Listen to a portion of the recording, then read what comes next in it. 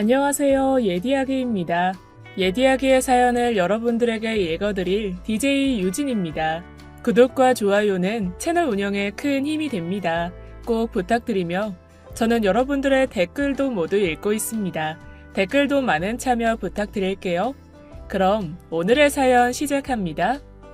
속담 중에 송충이는 솔잎을 먹고 살아야 한다 라는 말이 있습니다. 하지만 저는 송충이도 자기가 먹고 싶으면 솔잎 말고 뽕잎, 배춧잎, 깻잎 아무거나 먹어도 상관없다고 생각해요. 먹고 싶은 건 먹어야죠. 선택의 자유는 제한되는 게 아니니 말입니다. 안녕하세요. 강남에 거주 중인 40대 주부입니다.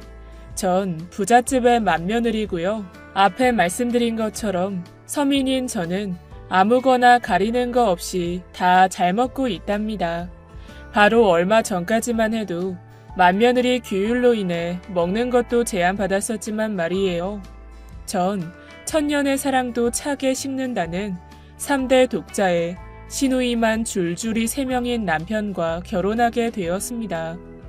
물론 남편이 저에게 거짓말을 살짝 보태는 바람에 속아 넘어갔지만 말이에요. 여동생이 있다고만 했지 3명이나 있다고는 말 안 했거든요. 남편은 수수하고 길거리에서 10명 중 9명은 하고 다니는 평범한 행색의 남자예요. 제가 근무하는 회사의 거래처 납품업체 배달 직원으로 알고 지냈는데 여느 때처럼 근무하다가 너무 스트레스를 받은 제가 잠깐 바람 쐴 겸 회사 밖으로 피신했는데 그 앞에 남편이 있었어요. 남편은 배송이 끝나고 잠시 쉬는 것 같아 보였습니다. 남편은 표정도 안 좋고 잔뜩 심통이 나 있는 절 발견하고는 다정하게 물었어요. 일하는 거 스트레스 많이 받으시나 봐요. 평생 일 안 해도 되게 해드릴까요? 많이 지쳐있고 힘들었던 제게 남편의 그 제안은 그 어느 꿀보다 달콤했습니다. 그렇게 남편과의 만남은 시작이 되었고 전 그저 보통의 집안의 보통의 아들, 평범한 영업회사원인 줄 알았어요. 그런데 결혼까지 약속하고 상견례까지 앞두고 있던 시점에서 남편 동료의 놀라운 말을 듣게 되었습니다. 이게 그 말로만 듣던 신데렐라 스토리인가 하고 말이에요. 결혼 준비 때문에 남편이 반차도 많이 쓰고 연차도 많이 사용해서 전 한편으로 밉보여서 회사에서 잘리기라도 할까봐 걱정이 되었어요. 그래서 같이 일하시는 동료분들 드릴 음료수와 떡을 잔뜩 챙겨서는 남편 회사에 들러 잘 부탁드린다며 열심히 떡을 돌렸죠. 그러면서 넉살을 부리며 많이 업무를 빼먹어도 이쁘게 좀 봐달라고 했어요. 그랬더니 한 동료가 하는 말이 에이, 그럼요, 당연하죠. 이 회사 회장님 아들인데 당연한 거 아닌가요? 저희야말로 잘 부탁드립니다, 사모님. 동료분께서 되려 저에게 굽신굽신 인사를 하며 남편이 그 회사 차기 회장이라면서 잘 부탁드린다는 겁니다. 전 전혀 모르고 있었어요. 당연히 남편이 저와 같은 소시민인 줄 알았고 묻지도 않았고 남편 행색이 그렇게 남다르지도 않았거든요. 그냥 딱 보면 물류 영업직 일하는 사람같이 보였어요. 게다가 차를 한 번도 끌고 다닌 적이 없어서 전 차도 없는 줄 알았습니다. 그런데 남편 회사에 들어설 때 광이 번쩍번쩍하던 차 한 대가 남편 거라는 거예요. 서울은 지하철이 더 빠르니 업무할 때는 거의 지하철을 이용한다면서 말이죠. 어안이 벙벙해져 있는데 저 멀리서 먼지를 잔뜩 뒤집어 쓴 남편이 저에게 다가오고 있었어요. 그런데 이전에는 보이지 않던 후광이 막 비추는 거예요. 너무 눈부셨어요. 그때는. 맨날 입는 공장 점퍼가 명품으로 보이고 1, 2만 원 해 보이던 남편의 전자시계가 한정판 장인의 시계로 보이더군요. 역시 선입견이란 무서운 것이었어요. 바깥에 널리고 널린 흔한 남자인 줄 알았던 남편이 이 큰 회사를 이어받을 사람이라고 생각하니 저도 모르게 허리가 숙여지더군요. 다가오는 남편에게 전 직원이 인사를 하는데 저도 꾸벅 인사를 했습니다. 저에게 남은 평생 일 안 하게 해주겠다는 말이 정말 사실일지 몰랐어요.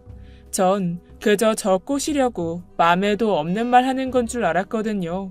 그냥 말만 받아들이고 회사에 다시 들어가서 열심히 버텼단 말이죠. 결혼식을 준비하면서 저는 꿈에 그리던 사표를 내던졌습니다. 계속 절 붙잡는 과장님의 손을 뿌리치면서 당당하게 저 이제 일 안 해도 돼요. 하고 말을 남기고는 그 길로 바로 회사를 나가버렸습니다. 지금 생각해보면 그때 내가 왜 그랬지? 하고 다시 돌아가서 그 사직서 찢어버리고 싶네요. 집안 일을 하는 것보다 회사 일을 하는 게 훨씬 낫다는 것을 그때는 미처 알지 못했습니다. 회사 사람들은 퇴근하고 안 보면 그만이지만 집안일은 퇴근이 없고 집안 사람들은 계속 집에 있다는 거 말이죠. 여름이 지나면 업무가 너무 많아서 빨리 식을 진행해야 한다는 남편의 말에 전 그대로 따랐고 상견례 때부터 전 그들이 사는 세상을 접하게 되었습니다.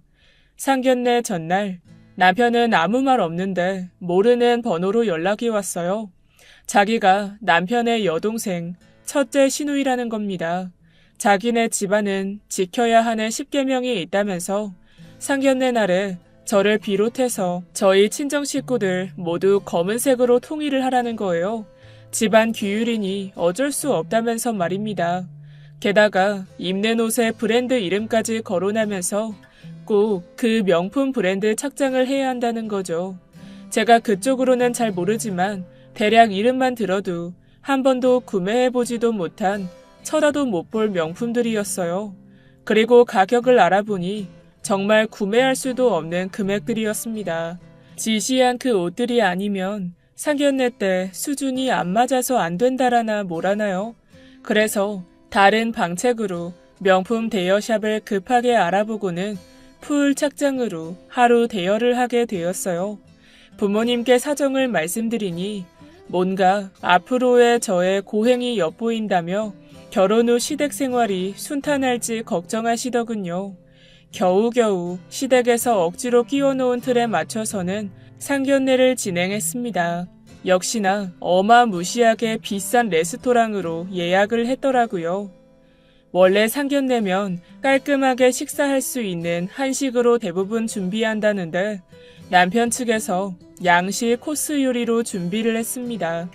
그래서 혹시나 격떨어져 보일까봐 전날 부모님과 함께 그 레스토랑 음식들을 싹 다 파악하고 어떻게 먹는지, 어떤 코스를 먹을 때는 포크를 쓰는 건지 수저를 쓰는 건지 일일이 파악했어요. 미리 공부를 해간 거죠. 부모님께 단단히 숙지를 시켜드렸고 드디어 대망의 상견례 날이 되었습니다. 늘 수수하고 그저 범생이 같은 남편도 그날따라 엄청나게 빼입고 왔더라고요. 그래도 뭐 큰 차이는 없었습니다. 겉모습이 뭐가 중요한가요? 알맹이가 수수하면 아무리 꾸며도 수수하더라고요. 그런데 조금 이상했던 게 저에게 검은 옷을 입으라며 신신당부하던 시누이들은 하얀색으로 맞춰 입고 나왔더군요. 좀 이해하기 어려웠습니다. 무슨 경우지 싶었어요. 저희 가족은 저를 비롯해서 상갓집 저리 가라였거든요. 자리에 앉고 어색한 대화가 한참 이어지다가 조금씩 코스 요리들이 나왔어요. 저와 부모님은 다 꿰고 있어서 다 알고 있는 음식들이었죠. 그래서 시댁 식구들 먼저 식사하시라고 기다리고 있는데 거기서도 많이 이상했습니다. 첫 요리가 달팽이 요리였는데 어떻게 먹을 줄 몰라서 한참을 두리번대다가 껍질 벗기는 도구가 따로 있는데 나이프를 망치같이 쓰면서 거의 달팽이 껍데기를 산산조각 내서 먹는 거예요. 아니 저게 뭐 하는 짓이지 싶을 때 심지어 시누이는 낑낑대다가 달팽이가 미끄러지는 바람에 그 옆에 있던 제 남편 눈퉁이에 맞았어요. 첫 식사부터 꼬여서는 전 남편의 눈을 부여잡아주고 화장실로 후다닥 가고 민망했는지 시댁 식구들은 먹는 둥 마는 둥 하더라고요. 그리고는 급히 자리를 정리하고 돌아갔습니다. 남편에게 물으니 그 레스토랑 처음 가본 거라고 하더라고요. 당연히 저와 친정 식구들은 시댁에서 자주 가던 곳이니 먼저 그렇게 자신있게 추천한 줄 알았습니다. 그때까지만 해도 좀 이상하고 불편했지만 뭔가 이유가 있었거니 하고 넘겼죠. 원래 결혼하고 바로 시댁에 들어가기로 약속이 되어 있었는데 다시 그 시누이에게 연락이 와서는 한 달 정도의 시간이 더 필요하다고 하는 거예요.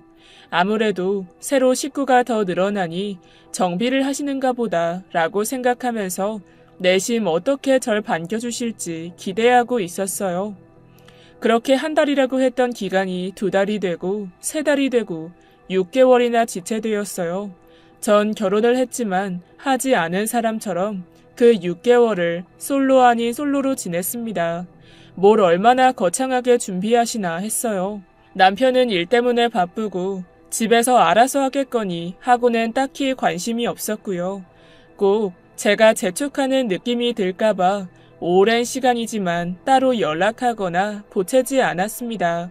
그렇게 기다리고 기다리던 시댁 입성날 막 집 안으로 들어서는데 드라마에서 보던 부잣집이랑 분위기가 너무 비슷한 거예요. 일하시는 분들이 유니폼도 입고 있고 주방 일하시는 여러 가사 도우미 분들이 하얀 모자에 하얀 앞치마도 하고 말이에요. 드라마가 마냥 허상은 아니었구나 하고 신기했죠. 게다가 굉장히 비싸 보이는 고양이도 보이고 시어머니와 시누이들의 옷차림도 예사롭지 않았습니다. 집안에서 무슨 드레스 같은 걸 입고 있는 거예요. 살짝 부담스러웠지만 부자들은 원래 그런가 보다 했어요. 시어머니와 시누이들은 저를 앉혀놓고는 이 집안에 대한 설명을 일장연설하셨습니다. 집이 넓어서 찾기 어려우니 미리 숙지를 하라고 하시고는 상견례 전날 잠깐 내비쳤던 이 집안의 10계명을 다시 한번 언급하셨어요. 첫 번째 10계명으로 음식을 먹을 때는 소리를 내지 말라, 격식에 맞게 먹어라 였습니다. 식사 시간에 음식 먹는 소리를 내면 너무 천박해 보이니 절대 안 된다고 당부하시고는 첫째 시누이가 못 배운 티 내지 말라면서 저에게 너무 얄밉게 말하더군요. 저나 제 주변 사람들이나 쩝쩝 소리 내는 사람이 단 한 사람도 없어요. 이제껏 한 번도 그런 사람을 곁에 둬본 적도 없고 말이죠. 그런데 그렇게나 식사할 때 소리 내지 말라고 조심하라던 그들이 같이 처음으로 식사하게 된 식탁에서 전 쩝쩝이 중창단을 보았습니다. 저와 남편을 제외하고 어쩜 일부러 저러는 걸까 싶게 쩝쩝대는데 나중에는 잠결에도 환청처럼 그 쩝쩝 소리가 들리더군요. 물 마실 때도 쩝쩝 소리 내는 사람들 처음 봤어요. 맛있게 먹는 것처럼 보이고 복스럽다라고 할 수 있지만 저에게 말해놓은 게 있잖아요. 그렇게나 언행 불일치인 사람들 보다 처음 봤습니다. 그래서 남편에게 물었어요. 제가 10계명이라는 걸 받았다고요. 남편은 그런 게 있었냐며 오히려 저한테 되물더라고요. 뭐? 웬 10계명? 가운도 안 지키는 사람들이 그런 게 있을 리가. 장난치는 거 아니고? 그러더니 언제 자기들끼리 정한 것 같다며 대충 장단만 맞춰주라는 겁니다. 새로 며느리 들어왔다고 텃세를 부리고 싶었던 건지 유세를 떨고 싶었던 건지 말이에요. 참고로 이 집안의 가훈은 분수를 알자입니다. 그리고 10계명의 두 번째는 늘 참하게 단정하게 입어라예요. 둘째 날 제가 무릎 아래로 오는 스커트를 입고 돌아다녔는데 둘째 시누이가 절 불러 세우는 거예요. 옷차림이 너무 경박스러운 거 아니냐면서 말이죠. 그래서 너무 어이가 없어서 어느 부분이 그런지 알려달라고 했어요. 그랬더니 헛웃음을 막 치면서 말대답하는 거냐고 소리를 치더군요. 저와 둘째 시누이가 대화하던 중에 옆으로 지나가던 셋째 시누이가 하의가 없이 돌아다녔습니다. 하의 실종이라고 하죠. 큰 티셔츠에 아주 짧아 티셔츠에 가려진 짧은 바지를 입었더라고요. 팬티만한 바지요. 전 둘째 시누이의 말에 대꾸 없이 셋째 시누이의 바지를 가리키고는 자리를 피해버렸습니다. 이건 너무 대놓고 트집인 거잖아요. 지들은 맘대로 다니면서 왜 저만 속박하는 건지 말이에요. 솔직히 말해서 되게 우아한 척은 다 하는데 호박에 줄 긋는다고 수박 안 되듯이 비싼 걸로 치장하면 돈 쓴 티가 좀 나야 하는데 되게 겉돌아요. 시어머니나 시누이들 모두 안 어울리는 옷을 입은 듯이 굉장히 어색하고 촌스럽거든요. 게다가 제가 시댁에 들어온 건지 연극이 시작된 건지를 모르겠더라고요. 집에 계신 가사 도우미분들이 다들 오래되신 분들인 줄 알았어요. 원래 그런 부잣집들 보면 몇 년씩 관리해주시는 분들이랑 계속 가잖아요. 그런데 어느 날 일어나서 물을 마시고 있는데 한 도우미분이 갈팡질팡하고 계시는 겁니다. 그래서 도와드리려고 다가갔는데 서재가 어딘지 헷갈리신다는 거예요. 여쭤보니 제가 처음 이 집에 들어온 날과 같은 날 오셨다는군요. 그리고 시누이들도 가끔 방 위치를 헷갈려 해요. 남편도 그렇고요. 남편 말로는 원래 전에는 방마다 표시가 되어 있었다고 했어요. 그런데 제가 들어올 때쯤 다 떼버렸다고 말이에요. 오히려 제가 방 위치를 시댁 식구들에게 알려줄 지경이었어요. 그뿐만이 아닙니다. 처음 들어왔을 때 집안에 돌아다니던 그 고급진 고양이, 그 고양이 이름을 아는 사람이 단 하나도 없어요. 전 고양이 키워보지도 않았는데 적어도 고양이가 뭘 먹는지, 화장실을 어떻게 가리는지 정도는 안단 말이죠. 모래 화장실이 없어서 고양이가 막 우는데 시끄럽다고 짜증이나 내고 결국은 고양이가 시누이를 막 핥혔어요. 이 집안에서 제일 똑똑한 건 그 고양이 하나뿐이라니까요.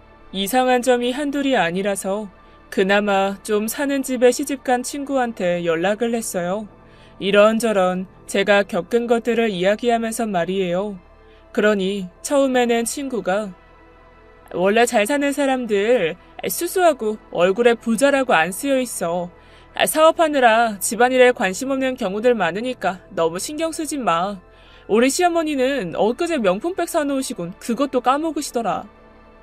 별일 아니라는 듯이 이야기해주다가 제가 10계명 이야기를 하니까 그런 거는 없다고 하는 겁니다. 굳이 피곤하게 집안에 그런 규칙을 만들 이유도 시간도 없다고 말이죠. 하지만 친구도 이내 제가 맏며느리이니 시어머니나 시누이에게 잘 보이려면 그냥 굽히고 시키는 대로 하라더군요. 아무리 이상해 보여도 성공한 사람들은 분명 이유가 있을 거라면서 말이에요.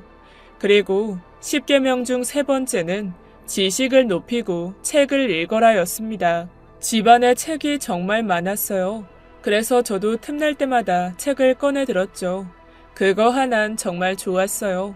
넓은 집에서 차 마시면서 책 읽고 생각에 잠길 여유도 있고 말이죠. 전 어릴 때 속독 학원을 따로 다녀서 어지간한 소설책을 몇 시간 이내로 읽어요. 그 어떤 두꺼운 소설책도 말이죠. 그래서 이 집안에 들어오고 서재에 있는 책들을 다 읽어내기까지 몇 달이 안 걸렸죠. 그런데 그 많은 책들의 공통점이 읽은 흔적이 전혀 없다는 거예요. 심지어 뜯지도 않은 것들도 태반이었어요. 그나마 베스트셀러에 올랐던 책들은 앞장만 얼마나 닳도록 읽어댄 건지 초반 5장 정도만 때가 차 있었습니다. 게다가 그렇게나 책을 많이 읽으시는 분들인데 기초 지식이 많이 부족했어요. 같이 텔레비전을 시청하거나 뉴스 내용을 대화 주제로 이야기하다 보면 살짝 내용이 비어요. 단어도 뒤틀려 있고 대통령 이름 모르는 거 보고 시겁했습니다. 저런 사람들이 제대로 회사를 경영이나 할까 싶었어요. 땅에서 뚝딱 하고 금덩이가 생기지 않은 이상 의심스러웠죠.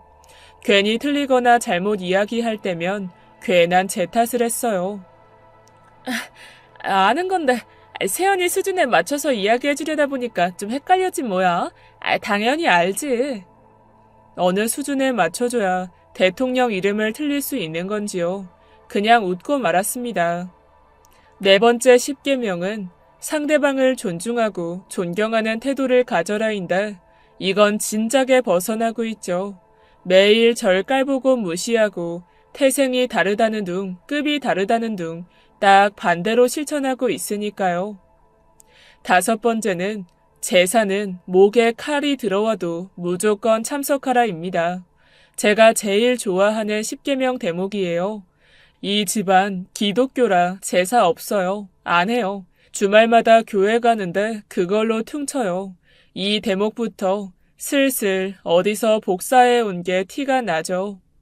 10계명의 6번째는 유일하게 지키고 있는 구절입니다. 개같이 벌어 정승같이 써라. 자산은 후회 없이 쓰는 것이 지혜다. 사실 반대로 실천하고 있어요. 정승같이 벌어서 개같이 쓰고 있거든요.